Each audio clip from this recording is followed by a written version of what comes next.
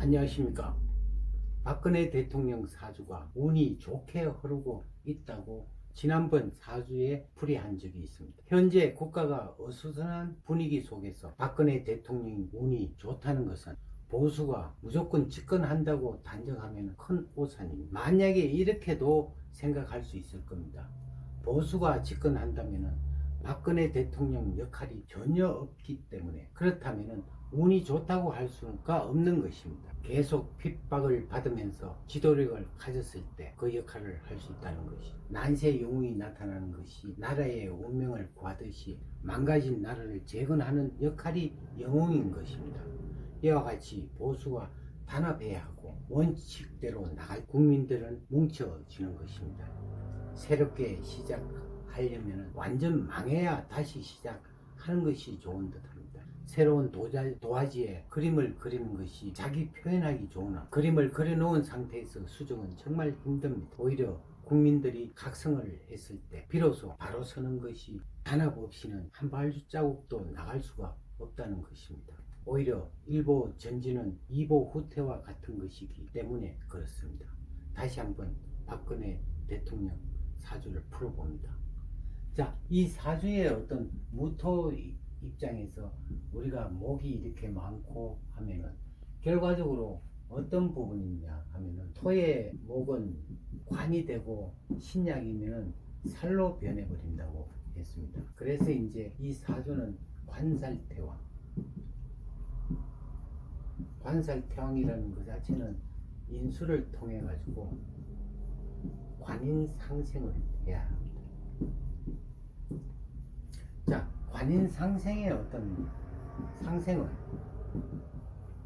공직 내지 교육계 사주라고 그래요. 근데 이제 이것도 어떤 내가 힘이 있을 때 관인 상생이 되는 거고, 힘이 부족하면은 오히려 관살태왕, 오히려 살이라는 자체는 꼭고를 치른다는 그런 부분도 해당이 되죠. 그래서 이제 이 관이 있을 때 상식은 내 편이다 해가지고 결과적으로 이 71대운에 유가 오물 해서 유축건국으로 되면은 신앙 관항이 돼요. 이 얘기를 뭐냐면은, 시것은 살거후라는 어떤 그런 사주 격국이 있습니다. 그러면 71세 때부터 이제 운이 와닿는데, 특히나 올해 이제 신축년이 되니까 힘을 받을 준비를 돼 있죠. 그래서 이제 이게 인수를 통해 가지고 또 인중에 이제 병화가 있으니까 인이라는 자체는 목도 되지만 실질적으로 화의 성격이 더 강하다 이 얘기를 했습니다. 그래서 이제 이게 관인상생 하면은 우리가 신앙관항과도 같다. 신앙관항은 뭐예요?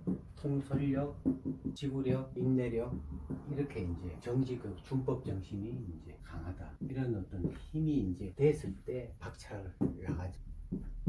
영웅이라는 자체는 무너진 나라를 구하고 난 살만하면 떠나는 게 이제 하나의 영웅이 되는 거죠. 우리가 이제 정의 대통령 같은 경우도 이제 좋은 기회를 잡고 우리 국민이 살만하니까 이제 그 한국을 떠나는 어떤 현상이 나타나는 그 자체가 영웅이다. 영웅은 난세 힘들 때 왔다가 살만하면은 목숨이 끝난다 하는, 그게 이제 영웅의 어떤 입장이 됩니다. 여도 마찬가지 그런 어떤 운이 되기 때문에 결과적으로 71세 대운에서부터 이제 힘을 발휘한다. 난세 영웅. 그러면 결과적으로 우리나라가 앞으로 2026년도 가야 좋아지는 어떤 운이 있다고 얘기했죠. 이때까지는 이제 고생을 해야 되는 어떤 그런 부분이 될 것입니다. 그리고 또 우리가 보수가 무조건, 지금 현재 무조건 보수가 이긴다고 얘기하면 큰일 날 얘기가 되겠죠. 우리가 이제 단합이 돼야 되고, 조금만 그 하면은 진짜 정의가 무엇인지 법이 무엇인지를 확실히 알고 그거를 어긋난 사람은, 하자 있는 사람이 대통령이 되면 꼭 문제가 발생할 수밖에 없을 겁니다. 이번에도 진짜 정직하고 국가를 위해서 누가 희생을 할 수 있는가, 목숨까지 바칠 수 있는 대통령이 돼야만이 이제 진정한 나라를 생각하는 사람이 될 것입니다. 네, 감사합니다.